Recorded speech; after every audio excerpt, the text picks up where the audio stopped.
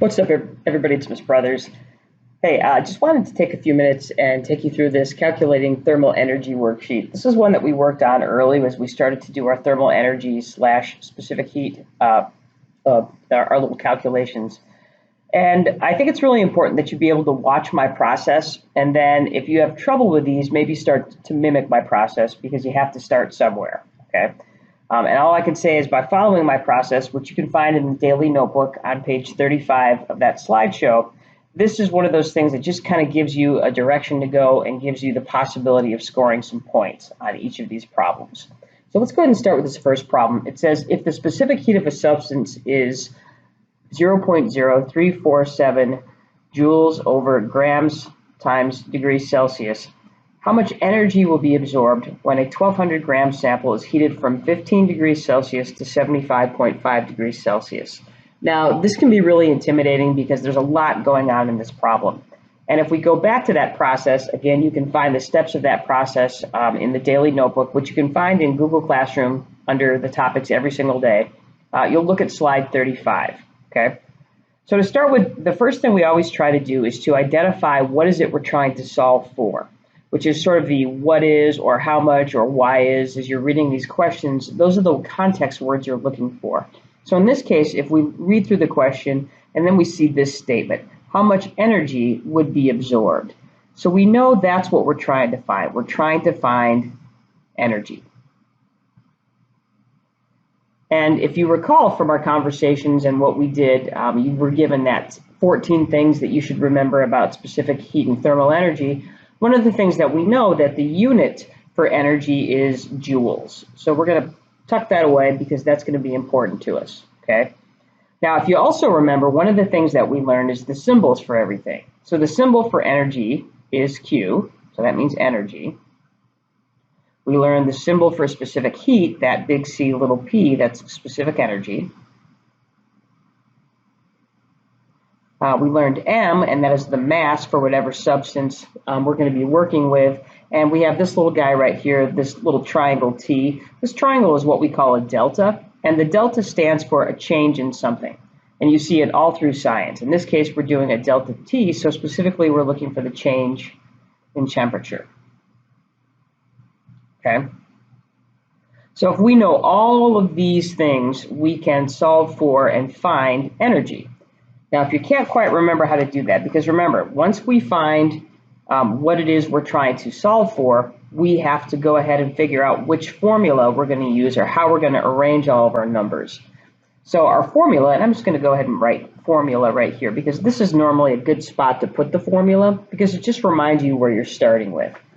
Now, if you recall the other day, I introduced you to the specific heat slash energy triangle. And this is the direction we're going to go as far as trying to figure out how to set up our formula. Now, if you remember, we figured out that we have to find how much energy will be absorbed. And if you remember, energy is represented by the letter Q in our formula. So let's go back to our triangle and let's look. We've got all these letters here. We've got division signs. We've got multiplication signs. So what we want to do is we're going to use this kind of like our density triangle. So if there's something that we don't know, like we don't know Q, then we're going to go ahead and cover up Q, and we're going to use everything that's left in the triangle. And in this case, everything that's left is M times delta T times Cp. Another way of saying this would be the mass of our substance times the change in the temperature of the substance times the specific heat of the substance, okay? So if we're going to write that down on paper, what it's going to look like is this. Since we've used our triangle, it's going to be Q equals mass, M, times change in temperature, which is our delta T, times our specific heat, which is that big C, little p. And again, you guys, I got that formula because we used this, we covered up our Q, and we took mass times change in temperature times specific heat, okay? So now that we have this formula, what we have to do next is we have to figure out, do we know all of our numbers? So do we have the mass? Do we know it? And if we read our problem, we know that when a 1200 gram sample is heated from 15 to 75.5. So we do know the mass, it's right there. Do we know the change in temperature? Well, we have temperature information, but we don't have the single number, because what we have to do is we have to figure out what the change was. We went from 15 degrees to 75.5 degrees, so we have to know how much that quantity is. And finally, do we have the specific heat? It says a substance, if the substance, specific heat of a substance is this number, so we do have our specific heat. So the only number we don't have is our change in temperature, and we're going to figure out how to do that right now. So if we want to find, because we can't go on with our problem right here until we find this number. So if we want to find our change in T, we use the formula change in T equals TF minus TI. And you're like, what is TF and what does that mean? What it means is that it means we take our final temperature that we're given and we subtract it from our initial or starting temperature. So in this case, if we want to fill in these numbers, we look at what we have right here. A sample is heated from 15 degrees Celsius. So from is another way to say starting or initial. So we could say 15 degrees Celsius to, which is another way of saying our final temperature, 75.5 degrees Celsius. So now I know if I want to find the change in T, I have to take 75.5 degrees Celsius minus 15 degrees Celsius. And if I do that, I end up with 60.5 degrees Celsius. So now if we go back to our formula, we have all of the numbers we need. I've got my mass, I've got my change in temperature, and I have my specific heat. So let's go ahead and fill that in. Q equals my mass, which is 1,200 grams, times my change in temperature, which is 60.5 degrees Celsius, times my specific heat, which is 0.0347. And this is my unit for specific heat. It's kind of a weird unit, but it also is the definition, which is going to be joules over grams degrees Celsius, right? And so once I do that, I'm going to go ahead and grab my calculator here. Unfortunately, the only thing I have is my phone to act as my calculator today, so that is just going to have to do. We're going to go ahead and use that. And if we type this in, sorry, this is probably hard to see, so I'm just going to get it out of the way and do it here. We're going to take 1,200 times 60 times 0.0347, and we end up with, so my Q equals 2,519.22.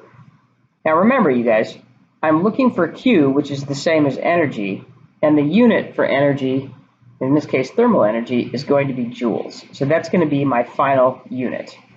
And also, you guys, if I look at this problem, there's many things I can cancel out algebraically. I can cancel out my degrees Celsius. I can cancel out my grams, so that the only unit that's left is joules, which makes sense because that is going to be my final answer right there. So the last thing that I do is I go ahead and I circle my final answer so that it's your way of telling me this is the answer I want you to look at. Now, I know this process can be kind of a pain, but I want you to remember, you guys, that the process is how I can see how you're doing. If you end up losing points on a problem that you're sure you got right, we can go back into your process and go, oh, look, you put this instead of this, or you put a decimal here and it should have gone here. And that's a really important way that you can learn, and that's something that we absolutely want to be doing as we go through these problems, especially as you're practicing. So let's go ahead and do the next one, because there's something I want to point out on this one, and then we'll do the last one together, okay? So bear with me. So we have a beaker with 85 grams of water is heated from 18.5 degrees Celsius to 34.6 degrees Celsius. So now, how much energy is absorbed by the water? So if we look through our statement and remember our process, the first thing that we want to do is we want to make sure we know what it is we're solving for. If I look right here, it says how much energy is absorbed. So again, we're looking for energy. And if we're looking for energy, remember that the letter that we are going to solve for is Q. So if we go back to our triangle and trying to remember which formula or how to set this up, we don't know Q, so we're going to cover it up and we're going to use mass times the change in temperature times the specific heat, again, just like we did in our first problem. So let's go ahead and do that. So again, we're going to set up our formula right here at the top. Q equals mass times change in temperature times the specific heat. Now, notice you guys how I'm choosing to use parentheses as my signal for multiplication rather than an X or a dot.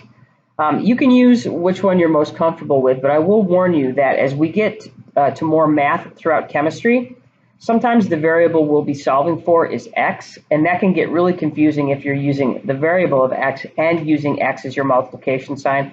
That's why I really like using parentheses when I'm doing this sort of problem. Now, one of the things we have to figure out is, do we have all the numbers we need, all of the variables we need to solve this problem? Well, we've got mass, it's right here, 85 grams, and I will underline that. We don't have our change in temperature yet. We've got some good temperature data, but we don't have the actual number of the change. And finally, do we have specific heat? Well, if I look at the problem, it doesn't say anywhere in this problem that specific heat is in there, but what it does tell me is that the substance I'm using is water.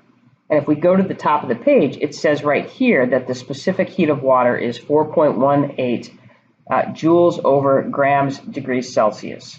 So that's what I'm going to be using for this problem. So I have to find this change in temperature next, so let's go ahead and do that. And if you remember, the change in temperature is our TF minus our TI. And if I look at my problem, it says my water is being heated from 18.5 degrees Celsius. So that's my starting or initial temperature. So 18.5 degrees Celsius. And my final temperature, because this is being heated to 34.6 degrees Celsius. So I take my TF minus my TI, and the change in temperature I end up with, I think if you do the math on this, it's like 16.1 degrees Celsius. Let me just double check my math on that. I'm pretty sure that's what I ended up with. So again, it's 34.6 minus 18.5. Yes, that is 16.1. So now let's go back and ask ourselves, do I have everything I need to solve for Q? And I believe the answer is yes, so let's do that. So Q equals my mass, which is 85 grams, times my change in temperature, which is 16.1, times my specific heat of water, and I have that right here. That's going to be 4.18 joules over grams degrees Celsius. So again, you guys notice how I've included my units all throughout the problem. Grams, degrees Celsius, joules over grams degrees Celsius. So now I have everything I need, and now it's just a matter of doing the math. So let's do that. 85 times 16.1 times 4.18 equals 5,720.33. Now again, you guys, I'm looking for energy, and remember that my unit for energy is always joules. So I know this is going to be joules, and again, I can do this algebraically by canceling the units degrees Celsius and canceling the units grams. And I'm going to go ahead and circle that, and that's going to go ahead and be my final answer for this problem. So what we've done so far is we've solved two problems that were for energy. We were trying to find the energy that needed to go into a specific substance to heat it X number of degrees. So now let's go ahead and do our last one, because this one is a little bit different. So let's go ahead and go here. It says when a substance is heated, when 75 grams of a substance is heated from 6.4 degrees Celsius to 13.8 degrees Celsius, it absorbs 9,895 joules of energy.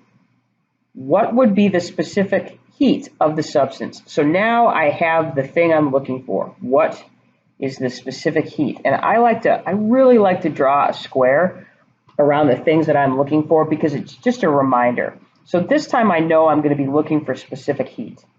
So if I look at what I've written down up here, and I remember that the unit for specific heat is Cp, then I know that's what I'm going to have to look for. So this is a little different than the ones we've done previously, because on the previous two, we were looking for Q. So we covered up Q and we just used this mass times change in temperature times specific heat. But this time, we don't know the specific heat. So we're going to cover that up. And what's left is Q divided by mass times change in temperature. So let's go ahead and show you what that's going to look like in your problem. So we're going to go ahead and move that out of the way. So now, specific heat equals energy, or Q, over the mass multiplied times whatever our change in temperature is. And remember, whenever we put something over something else, this means that we are dividing this by whatever's underneath that line. So let's take a minute and let's figure out, do we have everything we need to solve for this? So we have the mass, here it is, 75 grams. It's heated from 6.4 to 13.8, so we do not have our change in temperature yet. Do we have our Q? Yep, here it is right now, because Q is energy, and energy is always given as a unit in joules, or at least thermal energy is. So we're almost there. So yes, for this one, we are going to have to figure out that change in temperature, and again, TF minus TI. Now, you don't have to write the TF minus TI every time like I'm doing here. This is just to remind you what the formula is. So in this case, we're going to take our change in temperature. So we are going from 6.4, so that's going to be our initial temperature, so 6.4 degrees Celsius.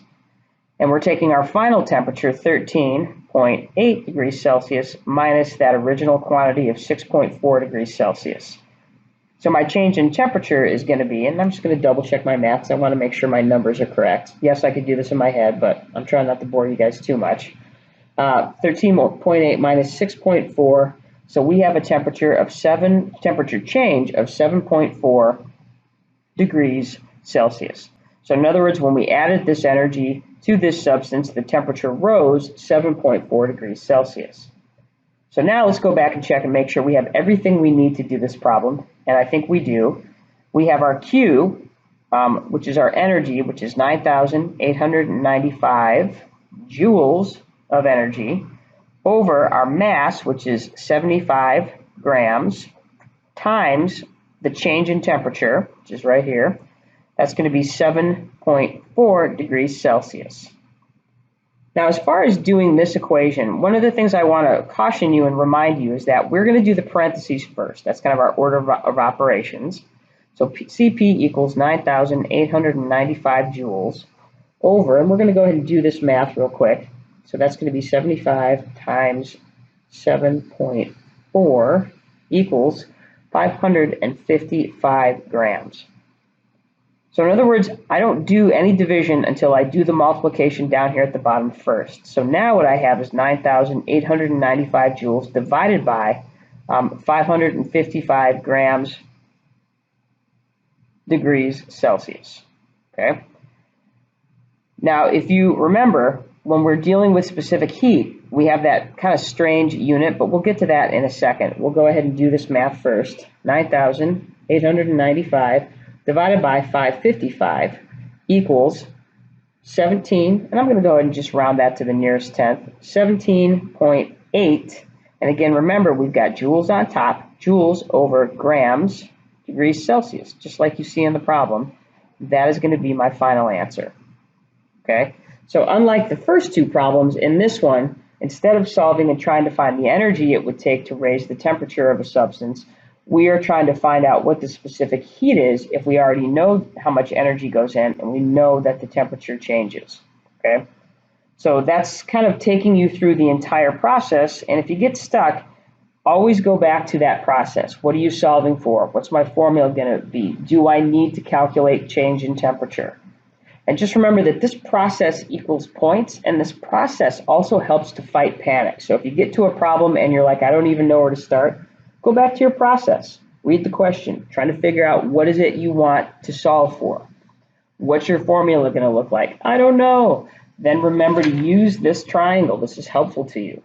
Cover the things up that you're trying to look for. So just remember, if you're trying to find the change in temperature of something, then it's going to be Q divided by mass times the specific heat.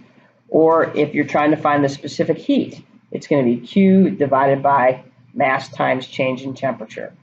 So this little triangle will kind of save you a lot of time and energy. And yes, you don't have to use the triangle. If you're much more comfortable setting these things up algebraically and manipulating your formula using algebra, you can absolutely do that. This triangle is doing the same thing. It's just doing it in a way that's a little bit more efficient for you. So that's it for this sheet. I will be kind of walking through some of the other things that we've done this week. If you have any questions, let me know.